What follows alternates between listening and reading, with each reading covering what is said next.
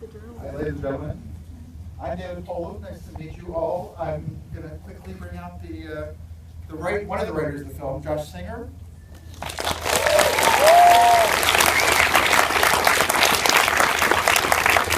And writer Tom McCarthy.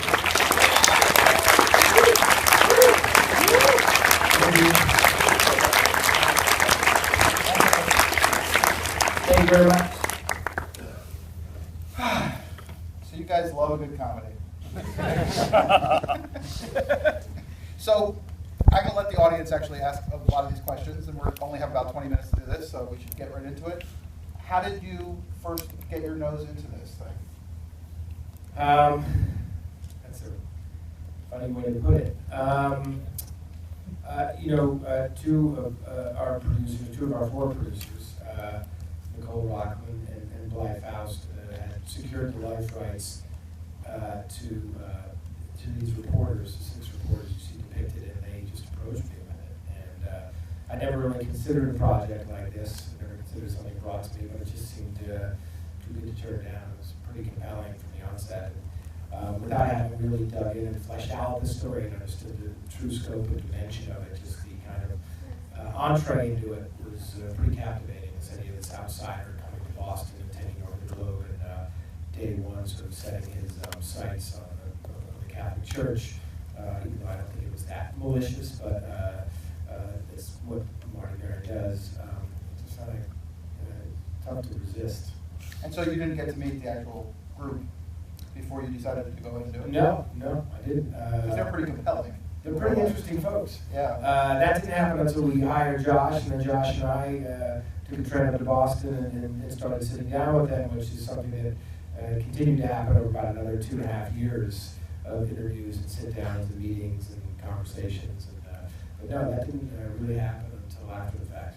And what was it about Josh that, besides his natural charm, that made you want to bring him on? He's pretty handsome, too. It's that combination that's sold. No, we look forward to writers. Yeah, no. I thought this was fact-based. This is very fact-based. You're a handsome devil, Josh. No, we just kind of connected. He was incredibly passionate about the material. From my mind, he'd just come off the 5th estate. He'd been sort of steeped in the world of journalism, and he's got a good, he's got a law degree. There was a lot of things about it that just seemed to make it right, but more just a sort of openness and passion for the subject, and we had a very easy dialogue. So, sometimes in these decisions you got to make it go, and we kind of immediately clicked, and that made a big difference. And what was it for you that connects you so much to this material? I mean, as Tom said, I just finished working on the 5th Estate, and so I was fascinated with journalism. In the 5th Estate, I'd studied a lot about what has happened in journalism in the last 15 years and how really, so many metro dailies have gone out of business, so many reporters have lost their jobs, and we talked a lot about the 5th Estate, but, we didn't have the opportunity to just show why local journalism is so important. Show like a great story of local journalism doing its job, holding people accountable. And this was one of those stories. And, so there was that. And then there was Tom. And frankly, I love The Visitor. I love Station Nation. I love Win-Win. I was just a big fan. So that first Skype call was pretty nerve-wracking, actually. I think you guys, that's how you met, is on Skype? Yeah, we Skype dated. And did that just go smoothly right from the start? Was it like being in the same room? It was pretty easy. Everyone does it now. I mean, how many DPs or other creatives do I interview, and even actors? I mean, I think the first time I met Rachel McAdams was on Skype. Yeah, so I mean, it's really common nowadays, unfortunately, but we're all in different places, and it's helpful because you get to actually have a face-to-face. So does the fact that these reporters and the Spotlight group basically takes its time, and it's about letting the reporting happen and letting the truth slowly emerge when you may want to have it go a little faster, is that also how you approach the script? How you intentionally, or? I think it was definitely a crossover between our process and theirs, and I think we took a lot of our inspiration for how we developed this from their process. But look, we committed early on to kind of what they did, and we found it to be incredibly compelling and interesting. And we thought, okay, maybe we're just nerds and we like this stuff. But we got so excited about it that we thought, let's just commit to every detail as much as we can. Stay true to what they've done. And he was closely to the real life story events, and at the very least, the spirit of that. And hopefully that will win the day, but that's the gamble, you never know. But yeah, the more time we spent with these characters and heard the little bits and pieces about what they did and what they went through to break the story, it just seemed to make sense to us. I mean, I will say Tom's watchword was always authenticity, which, you know, we went up to Boston and we interviewed all these different reporters, and it was pretty great, and we got, you know, a good sense of the story. And then Tom said, okay, when are we going again?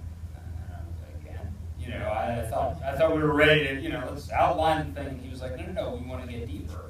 And, you know, the first time was, you know, fun, and the second time was like, really, you want to keep it? But it not only was it great because every time we went and sat with these guys, and everyone you see on screen we pretty much talk to. So not only did it give us an incredible depth of understanding of the story, you know, which we didn't really have a book for, but beyond that, it was the beginning of our collaboration. And so there was sort of a natural banter that started between the two of us in terms of, okay, and basically breaking the story. Anybody who's ever been in a writer's room, and I know there are a few of you out there, some of you who work on shows that I really love, like one called Manhattan. But you know, there are, you know, anyone who's ever been in a writer's room, you know there's this banter and this conversation that helps create story. And frankly, you know, I would say that started happening with us organically as we kept going up to Boston over and over and over again to interview these reporters, such that, you know, by the time we actually went to go break the story together, we had already broken a lot of it. And by the time we went to go write, we were already well ahead of the game. So it was really a lovely process, I think. Well, I think one of the reasons people so love this movie is it is not the conventional, it's not the Sid Field, you know, McKee version of screenwriting. It's not, you know, let's find it, you know, you need a moment every 10 minutes, you need to have a big beat. So in some ways that, I think, surprises the audiences and allows them to really stay in the movie and not be kind of just anticipating the things you normally get from a film, which is lovely. The cast is amazing. Did they just show up after this was written and all fall in love immediately, or? Yeah, they did. It was weird. No, I mean, you know, it was actually pretty easy to cast. A lot of these guys I've known over the years. I sent emails and a script, and they were in. Mark was our first in, and that's how it happened. I sent him a script and an email. I've known Mark for a long time. We've never worked together. I've always wanted to work with him. I admire his work. I think he's one of those actors that's, especially in the last 5 years, has just come together in a really amazing way. And they responded pretty quickly. I think we had a pretty solid script. I think they knew what we were doing, and they, you know, it kind of fell into place. Same with Stanley and Liev and John and Billy Crudup and a lot of these wonderful actors that I've really wanted to work with for a while, but didn't have the opportunity until now.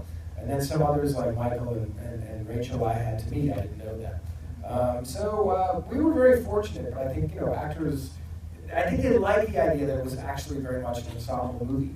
They all spoke about that as they were signing on and getting excited about it. And from that moment on, they were in. They did their own work. We can't say enough about how involved the reporters and editors were in this picture. They were every step of the way, from our first interviews right up to right now, the press tour. They're on the press tour. It's the weirdest thing ever. And I've never seen, it's really funny watching them kind of deal with it. It's so out of their world. But we couldn't have done it without them. And we had them on set. We had a reporter on set just about every day of shooting. And it's incredibly helpful. Josh and I were never journalists. And so we needed that little bit of extra support, for lack of a better word. You know, we could ask them anything along the way, and they were there. And I really got to give them a lot of credit, more so for the work they did, but for their support of our work. And actually, they probably start interviewing you all and want to know everything about you, but it really is a fascinating group of people. Yeah. They're just, you know, you see the acting version of it is great, but they're just really solid earth. And frankly, that was, to me, you know, when these stories first came out, I was just at a law school and I couldn't read them. Like, I found them too disturbing. But from the very beginning, Nicole Rockland and Bly Faust, you know, said, this is the story of the reporters.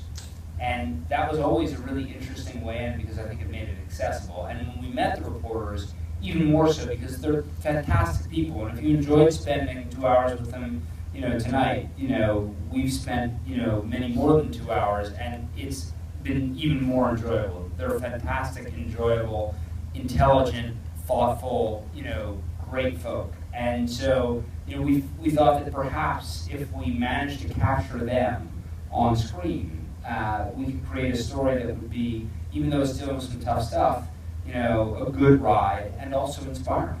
Which It they also kind are. of allowed you to measure the horrible stuff, the really sad, terrible stories of the real people. In just, it was never, it's not a painful movie to watch in that way, even though it's painful.